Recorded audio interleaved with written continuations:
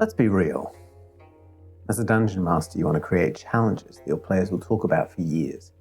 But how do you go beyond a simple cave with a monster at the end and design a lair that truly embodies a cosmic horror? A Mindflayer's Sanctum shouldn't just be another dungeon, it needs to be a full-blown assault on the party's strategy, their sanity, and their will to survive. Don't let a monster this cool have a boring lair. These creatures aren't simple brutes, they're alien intellects, masters of psionic power, and their homes should reflect that terrifying genius. They are insidious masterminds that invade homeworlds and enslave the natives. Hello adventurers and welcome back to the Red Quills. Today we are going to be discussing how to create a lair for a Mindflayer, something that we've been building up to for a little bit now on the Red Quills, doing the really quick maps series, and it's one that's been requested a few times. So what I'm going to do today is I'm going to create what I would consider to be the basic Mindflayer lair. But to really do them justice, I do want to acknowledge at this point that Mindflayers, much like dragons or vampires or liches, are really supposed to be the big bad at the end of a campaign, and always in tandem with other Mindflayers, with their thralls, and with the Elder Brain itself. So what I'm going to do is I'm going to create a 7-chamber dungeon system that's specifically designed for the powers, abilities, and lore of the illithid. And we'll discuss as we go through how to really bounce off that in making a bigger dungeon so that you can create something that really feels good. But I would always advise that if you really want to explore an illithid, a Mindflayer properly, you create not just a dungeon, but a mega dungeon. So we're going to dive into this today. I'm going to get out my little black book and open it up to a blank page so that we can discuss illithids. So what does using Mindflayers properly mean for us as DMs? Well, it means that we need to think beyond just hit points and armor class. It means crafting an environment that's just as much of a threat as the creatures that are in it. And in this guide, while I will give you the 7-chamber framework to help you build this lair guaranteed to test your players to the absolute limit, the idea that I'm working with here is not one of their ships, not one of their nautiloids, and not a very large lair itself. What I'm working on is the idea that they've found a cave system in the mountains. It started with just one of them, and they're very, very slowly building out a foothold in this world. Like any other illithid lair, they have a lot of control over biological organisms. All of their technology and their psionics are based on that. So they've used a sort of a seed to grow an organism from the inside of this cave system that's gradually taken over the rocks around it, becoming larger and larger, just like any organism does. And as it has expanded, they've added on more and more rooms to this colony. So this is the baby seed. They've just started developing it. They've got 1 to 5 Mindflayers at this point, and we'll discuss using an Elder Brain later on. But overall, this is just the beginning of the invasion from the astral plane. The first room of any dungeon has to set the right tone, and for a Mindflayer's lair, we want to establish that feeling of psychic dread right away. And this isn't about a creaky wooden door, it's the doorway into an alien landscape. The entrance is all about social manipulation, forcing a hard choice on the players before they've even drawn the sword. So they found the entrance to the cave system. They perhaps followed the illithid or a trail of clues to find a small opening in the hillside, and it doesn't seem like the kind of place that you would find a psionic mastermind hiding out, but go deeper into the cave past a few clusters of stalagmites and some dirt on the floor, and you find the door to this organism within the rock. It's large, pulsating veins across it, glistening slightly in the low light, and they have to figure out not only how to get beyond it, whether or not they're prepared for the lair beyond. The second the party steps inside, you've got to describe it properly. The air is thick and humming, a strange pressure is building in their skulls. And the theme here is, of course, that the Mindflayer has that telepathic reach. It's where you, the DM, get to have some fun. This chamber, the entrance of it, might look deceptively simple. It's a big, smooth-walled, organic-looking cave with weird, non-Euclidean angles, glowing faintly with some kind of internal psionic light. But the real encounter is happening in their heads. The Mindflayer is already aware of them. While its direct telepathy only reaches 120 feet, An intelligent creature like this has spies, thralls, and other ways of knowing the visitors are coming from miles off. By the time the players are at the door, it should have been preparing a welcome. And mechanically, you can represent this with a constant, subtle detect thoughts effect. You don't even have to tell the players that this is happening. Instead, just do it. Have the psychic presence whisper to each individual character in their minds, touching on a secret or a fear that is coming up. Whatever personal arcs they're working on, whatever NPCs they have, or any fear that they're going through, the Mindflayer can pluck it out of their minds and start to play with that. To the paladin who broke their oath, they could say, "We know what you did." To the rogue with a hidden past, they'll turn on you when they learn the truth. Not just empty taunts, they've got to be tactical probes. The Mindflayer is gathering intel, learning weaknesses, and testing their resolve. And the point of this as well, whenever you do a sort of a telepathic attack, it's important to note that using secrets like this is more for the immersion of the players than for anything else. An attack like that, putting them on their guard, trying to make them turn against each other, is generally not going to work unless there's already a lot of tension in the group. But it does let the players and the characters know that something is in their heads.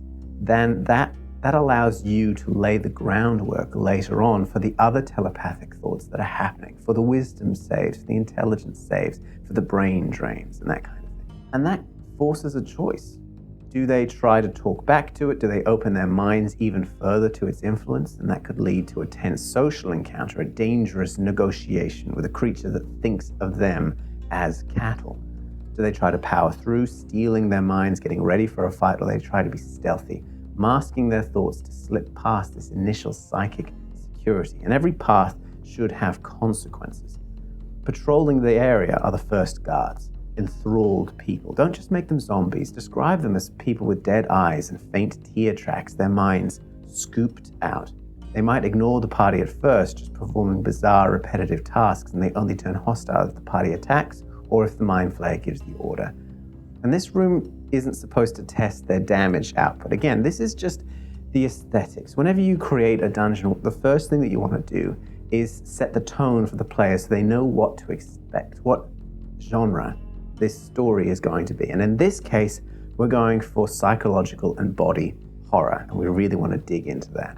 Okay, so the party's made it past the front door. The guard is up.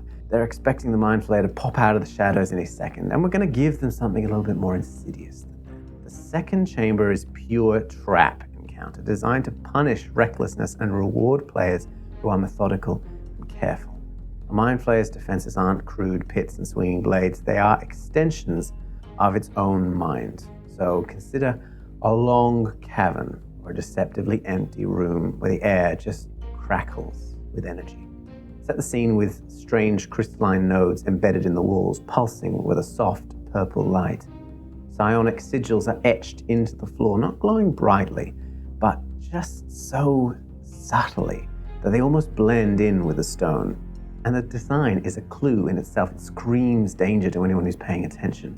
The goal here is to drain party resources, not just hit points, but spell slots, healing, most importantly, their confidence. Trap itself should be an echo of the Mindflayer's most terrifying ability, the Mind Blast. The trigger can be a simple pressure plate or something more complex, like getting too close to the biggest crystal, but when triggered, the whole room erupts in a wave of psychic force. Every character in the area has to make an intelligence saving throw, not dexterity, and this is key. It attacks the mind and not the body.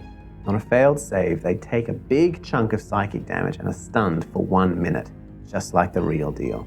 And that stun is the whole point. A stunned party is a sitting duck of a party. They can repeat the save at the end of each of their turns, which creates this sort of desperate round-by-round struggle to get back in control. And to make it even more tactical, the trap can have layers. Maybe the first person to step on a plate triggers a single weak pulse, a warning shot. But if the party rushes in without thinking, they trigger multiple plates, creating overlapping waves of energy that could increase the save DC or do damage. And that makes players stop and think about how they're going to go forward. Something to remember when you're creating a Mindflayer lair is that invaders aren't a threat, they are an opportunity, particularly if they are skilled, intelligent, strong and dexterous. Those are the kinds of thralls who make excellent servants. So as we go through, each of these chambers not only serves a function to the illithid as a whole, but it will remain out of reach and slowly wear their defenses down and try to leave their bodies as intact as possible, because unless you're getting towards the end, at which point they are too much of a threat really to allow to live, then they are going to want to preserve them. See how much damage the party can do, how resourceful, how strong, how intellectual they are, so that they can gauge how powerful a servant they're going to be in the future. Each of these rooms is a test of a kind as well as a trap. And for this particular one, I would recommend that if you are using it properly, what you're doing is using the Mind Blast to keep them stunned, to disorient them and paralyze them, so that when the Mindflayer gauges that they're weak enough, it can send in a lot of low-level servants. We're talking, intellect devourers and things like that. Very, very low-level things. If they are stunned and they remain stunned, they will pull them further into the lair so that they can have the brains removed and that kind of thing. But more than that, it's going to make the party stay on their toes and avoid that TPK, because again, the Mindflayer wants to keep them alive. It'll just stun them. And then the party will have to fight through wave after wave after wave, and that's what we want. We don't want them stunned, because that's going to take away the story. We don't want them killed, again, take away the story. What we want them to do is wear through their resources for as long a time as possible, so that when they reach the Mindflayer, it is that much more powerful in comparison to them. They are desperate and willing to do anything to kill it. So the party's been tested on their minds and their caution. Now it's time to hit them with this raw, visceral horror. And this is the brain extraction chamber, the room dedicated to the Mindflayer's entire biological purpose. It's not just a combat arena, it's a mission statement. The whole design should scream body horror and drive home the ultimate threat, which is having your brain gruesomely eaten and your body animated as a puppet by your enemies. Describe the room that's unnervingly sterile and cold compared to the pulsating walls of the caverns before, like a horrifying alien operating theater. Strange biomechanical devices line the walls with articulated arms, ending in saws and drills and nasty-looking syringes. There are restraints built into the tilting slabs of black stone. The metallic smell of blood mixes with the sharp scent of ozone and strange acidic chemicals. You could even describe a recent victim, their skull cracked open and empty. This is where the Mindflayer eats, and the party just interrupted dinner. And this is a straight-up combat encounter. It should be brutal. The Mindflayer itself might be here, or maybe one of its lieutenants, and when the fight kicks off, the illithid's tactics should be terrifyingly efficient. They are not brawlers, they are apex predators. Its tactic here is to use natural levitation to stay out of the melee reach. This cavern is quite tall compared to the others. It wants to float near the ceiling. From there, it unleashes its recharged Mind Blast on as many party members as it can hit. The goal is to get people stunned. Once one or more characters are stunned, the real nightmare begins, because then the Mindflayer will float down, its tentacles writhing, and focus on a single helpless target. It will use its tentacles action to grapple them. And then, if you haven't played it before, this is a huge moment. A stunned creature automatically fails its save. The player is completely helpless as the illithid moves in and uses its extract brain attack. If the attack hits, it does 10d10 piercing damage, not psychic damage. It's purely physical. And if that kills them, then they're dead. Their brain has been devoured by the Mindflayer and they just go. No death saves, just gone. So your job here is to build the tension and warn the players about that. Describe the grappling tentacles wrapping around the character's head, the cold, slimy feeling, the sense of utter helplessness. Allow your players to have prepared methods of helping one another, or wearing helmets, or giving the party exactly one round to do something. They have to break the grapple, they have to kill the Mindflayer, or they have to find some way to incapacitate it before it can finish the meal. This creates this sort of frantic, desperate scramble. Do they focus all their attacks on the Mindflayer, ignoring its minions? Do they use spells to push it away from its victims? The fight isn't just about getting a monster's HP to 0. It's a race against time that shows the party exactly what kind of horrifying threat they're up against. Surviving this room should feel like a narrow escape from a terrible, final death. That's what we're working with here. The power of the Mindflayer isn't in that it can, withstand a lot of attacks. It is a little bit in the way that it can plan things, organize, manipulate from afar. It certainly is in that it can read a character's mind and understand what it knows and add it to its own collection of knowledge. But most importantly to remember, the Mindflayer is a glass cannon of a creature. It's not particularly physically or constitutionally strong. That attack, the ability to just kill a player by grappling them and consuming their mind, that is what we have to be terrified of. Because yes, taking down the Mindflayer is a great thing. Going up in combat against it is fantastic. But it will carry the risk that even if even one of them is stunned, it can just end them. So after that gut punch, let's pivot to a high pressure environmental challenge. And in this room, the Psionic Energy Nexus, that's the power plant for the whole Sanctum. Again, whenever you think of a base, you've got to think of the practicalities of it. And in this particular case, because it's an organism that feeds on psionic energy, you've got to think about how you're really going to power that.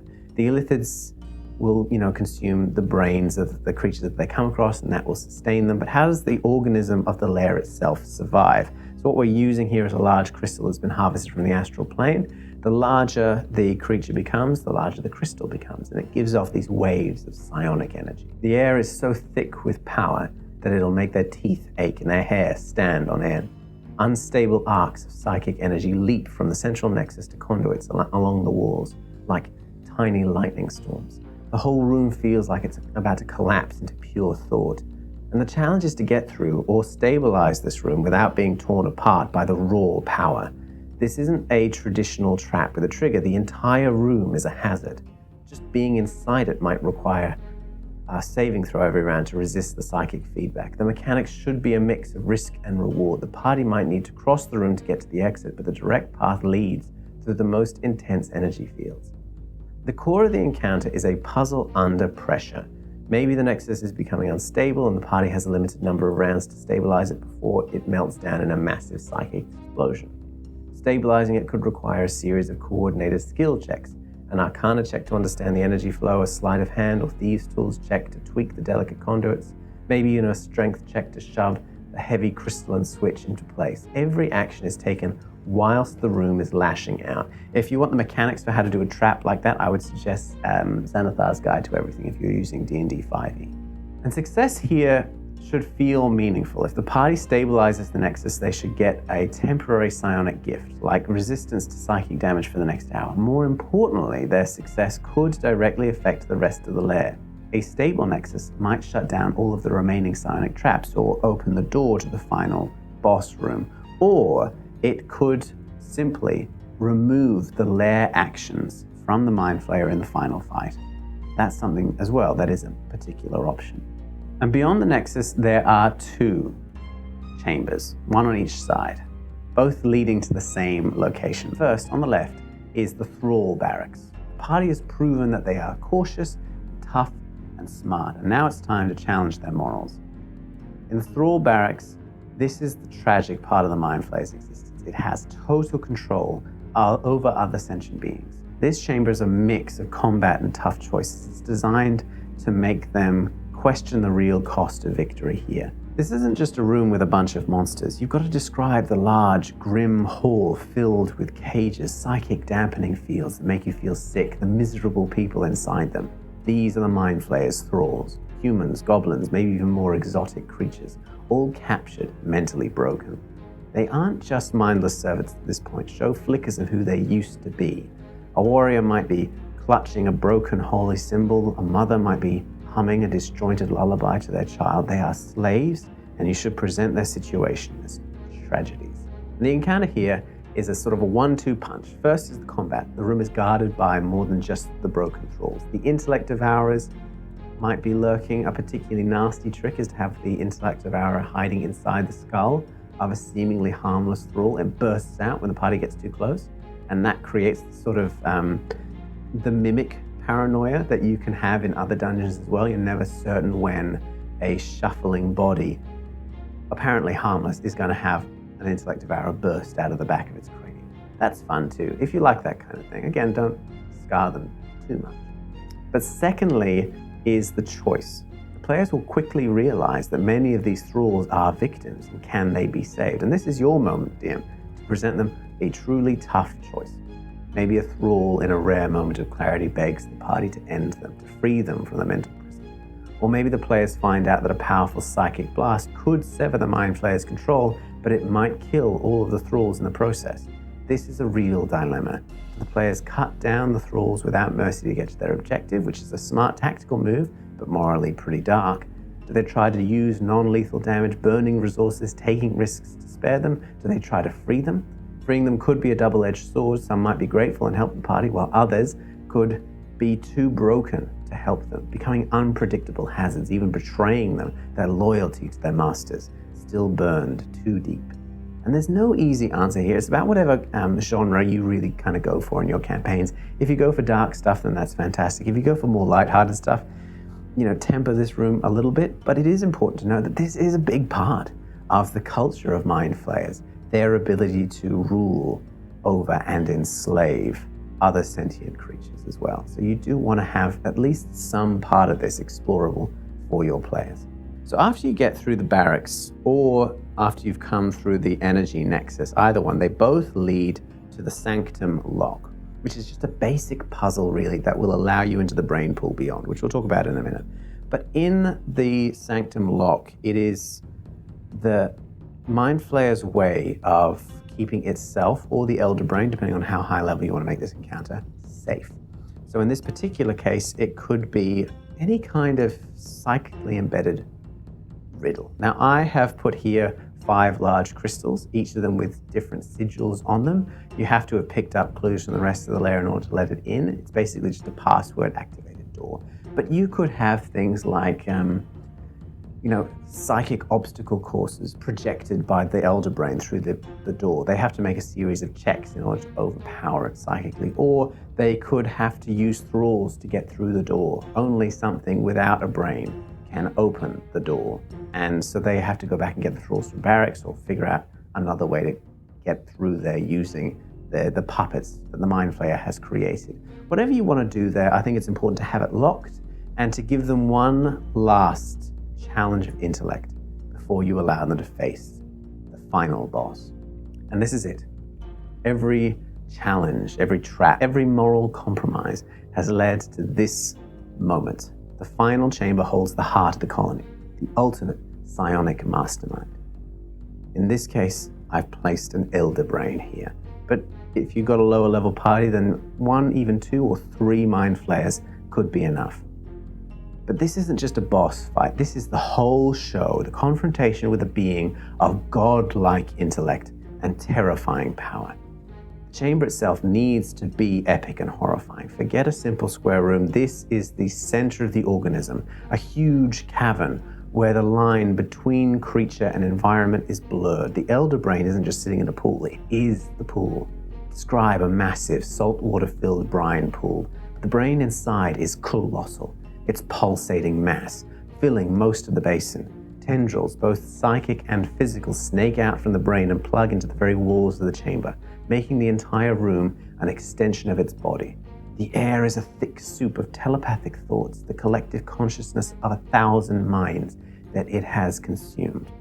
And something I wanted to talk about very, very quickly about the Elder Brain is how we should really be thinking about it, because Mindflayers are organisms on their own. They have their own desires, they do what they want. A single Mindflayer can be a villain, operating behind the scenes and manipulating politics and societies and Thieves Guild, from the shadows. An Elder Brain doesn't really operate like that because it is, completely helpless, physically speaking. It is only its massive psychic power that makes it a threat. It can't exist or subsist on its own. So the way that we should be thinking about it and using it is as an addendum to the Mindflayer. When we think of the Mindflayer in combat, if you think it's not strong enough, add an Elder Brain. If you think, I could use more legendary actions, add an Elder Brain. I could use more HP, add an Elder Brain. But the Elder Brain doesn't work in the opposite direction. You can't make a lair just for an Elder Brain because it needs thralls around it. And those thralls have to be Mindflayers because of the way that it reproduces. Do you understand what I mean? Anyway, this fight should use every tool that an Elder Brain or a Mindflayer has. It should know the party is coming and has likely been preparing for this exact fight. It will use its Lair actions to devastating effect. One round it might throw up a wall of force to split the party, isolating the healer or the wizard. The next, it could pin a character in place with pure willpower, making them an easy target. And this is where we come back around to that detect thoughts that we had at the beginning, because the really devastating part of that is not that it knows their secrets, it's that it knows their abilities and their tactics. It will know who the healer is, and it will isolate them or focus on them. It will deal with the wizard or the sorcerer, who can deal a massive amount of damage but is a glass cannon. It will isolate the fighter so that they can't distract it while it's dealing with the others. That's the real purpose of being telepathic, is so that you can respond to them with your knowledge as a DM of how they operate and their knowledge of their plan, plucked from their very brains. And as always, when we create a lair like this, the environment should be a huge part of the fight. The Elder Brain is not a static target. It might use its connection to the room to make psychic nodes on the walls erupt with energy or create temporary hazards of difficult terrain made of shifting, brain-like gunk. You don't have to just rely on the lair actions that you see in the monster manual. If you create a lair of your own and you want to make the environment itself more difficult terrain, constant saves against buffeting winds or psychic damage, then you can do those things. Just gauge the damage and the difficulty of them on the stat blocks that you're using. That's all. So there we have it. There is the 7-chamber Mindflayer dungeon that we have created. I think that we have used all of the abilities that the basic Mindflayer has. Again, depending on how people like this video, whether you want me to talk more about it, especially in the relationship between illithids and the Elder Brains, but also the other various servants and thralls that they can create, then I can make a longer video. We could even talk about a mega dungeon for Mindflayers, how to design the environment, create some more lair actions that are specifically suited towards it. So let me know in the comments if you like that. Otherwise, let me know what other monsters you want me to create the lairs of. Let me know in the comments below and I will add it to the list. We have a great many requests at this point, but we'll go through and create them and see what we think of them as we do. As always, I want to thank my patrons and my members for being such great communities and supports for me. I couldn't do this without you guys. And keep your eyes peeled, because as of next week, I will be starting my November challenge. I've talked about it in the main series videos on Thursdays, but basically what's going to happen is I'm going to take the month of November, and I have a very detailed plan on how I'm going to be able to create one map and therefore one video per day for the entire month for 30 days to celebrate my 30th birthday. So if you are keen to watch me slowly lose my mind and create a metric butt ton of maps, tune in for that. That's going to be really, really cool. And I will have a few more dungeons like this in that series as well. So you won't really be missing out for that month on the Really Quick Maps series. So tune in for that. Let me know what you think. And as always, thank you again for watching. Hit a like and subscribe so that other people can find this video. And I will see you next week for my map making challenge. All the best, and until then, happy mapping.